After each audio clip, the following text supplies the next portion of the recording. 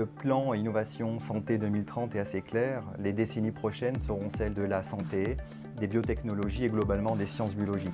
Et dans ce cadre, on voit une évolution très nette de la médecine. Aujourd'hui, on appelle ça la médecine 4P, préventive, prédictive, personnalisée et participative. Et ce que l'on voit aujourd'hui, c'est que les chercheurs dans le domaine de l'ingénierie ont toute leur place et se positionnent sur les aspects prédictifs et personnalisés. Depuis plusieurs années, de nombreuses années, les universités se sont développées, ainsi que les écoles d'ingénieurs, autour des technologies pour la santé, de l'ingénierie pour la santé. Aujourd'hui, l'École centrale de Lyon, l'INSA, l'Université Claude Bernard Lyon 1, le CNRS sont des acteurs majeurs de ces actions-là. De par la force de nos laboratoires, le nombre de leurs relations partenariales, des startups essaimées, des collaborations avec nos partenaires médecins, des universités de médecine lyonnais, mais aussi nationaux et internationaux.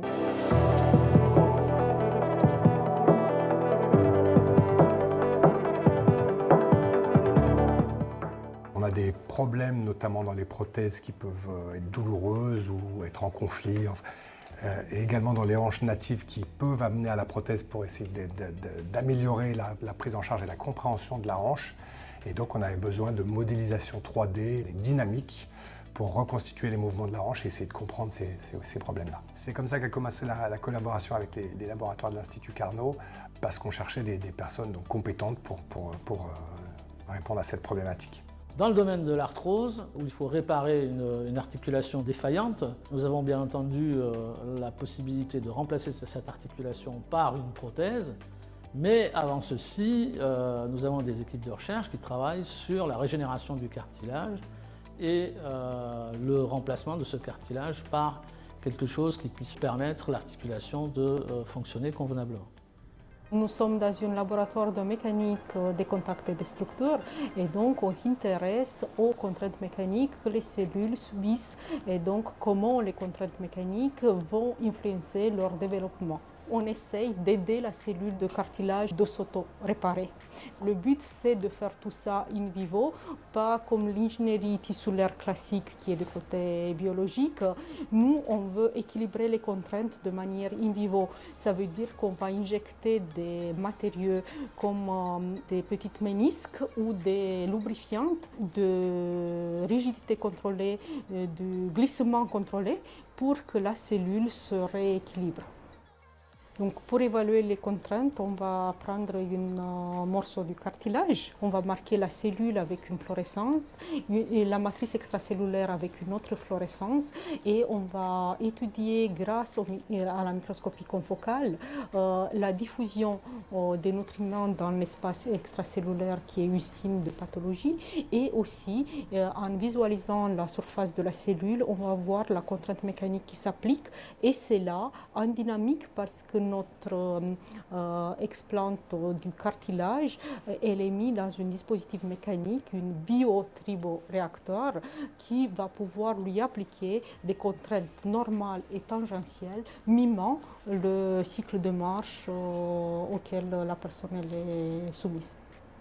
Dans le cas où il n'y a pas possibilité de réparer le cartilage, vient la solution du remplacement d'articulation par une prothèse. Ce remplacement nécessite un certain nombre d'expertises au niveau des laboratoires de recherche du Carnot pour développer un jumeau numérique. Ce jumeau est obtenu, bien entendu, à partir de l'imagerie médicale du patient. On fait une reconstruction de l'articulation complète. Et cette reconstruction doit être mécano-biofidèle, c'est-à-dire que les propriétés mécaniques des éléments en présence, les os en particulier, doivent être restituées. Ensuite, nous implantons virtuellement la prothèse articulaire et nous vérifions toutes les fonctionnalités liées à cette articulation-là. Le jumeau numérique va pouvoir nous servir dans deux cadres. Tout d'abord, avant de poser la prothèse, de voir un peu les instabilités, c'est-à-dire la prothèse qui se déboîte, et puis les conflits quand l'implant bute d'un côté sur l'autre. Il y a un troisième problème qui est les tendons qui peuvent frotter un peu sur la prothèse. Donc là, c'est le cas d'un patient qui avait des douleurs sur sa prothèse et que je ne comprenais pas bien. Donc avec cette reconstruction numérique, on s'aperçoit qu'en fait, ce patient, si je bouge son fémur, je vais me retrouver avec un conflit entre sa prothèse et sa cupule. On voit la cupule qui est ici en vert, la prothèse qui est en orange, le fémur en blanc.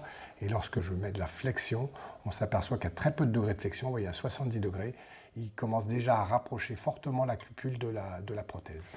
Donc c'était un problème de positionnement de cupule, mais lié au fait que ce patient avait son bassin qui était très basculé vers l'avant.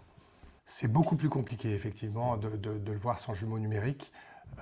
Sur des radios simples, sur de la reconstruction 3D, sans ce côté dynamique, on ne le voit pas. Non. Nous sommes sur la plateforme imagerie 3D du laboratoire Mathéis de l'INSA de Lyon. Ici, on travaille sur l'orthopédie personnalisée.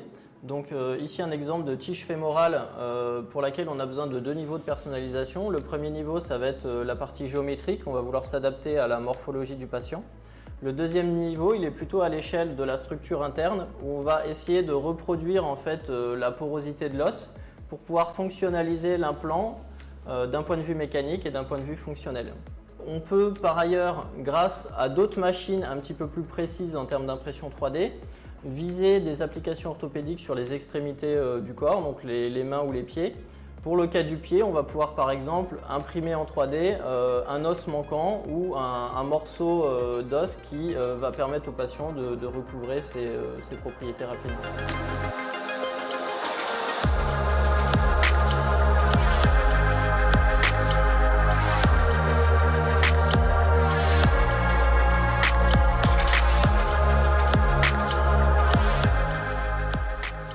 Au sein du Carnot Ingénierie à Lyon, un des projets phares pour le futur concerne le RHU, donc recherche hospitalo-universitaire, sur la réparation des valves mitrales. La compétence et l'expertise des laboratoires labellisés Carnot permettent une participation active dans ce gros projet qui concerne bien entendu la santé personnalisée. Parmi les projets qui vont nous mobiliser pendant les prochaines années, l'Institut Carnot Ingénieur à Lyon soutient un projet ambitieux qui rassemble 7 laboratoires et qui vise à développer des tests précliniques in vitro comme alternative aux tests in vivo sur animaux. Et donc l'idée, c'est d'anticiper le futur d'un biomatériau dans le corps humain, mais aussi d'anticiper quelle va être la réaction du corps humain à ce dispositif médical.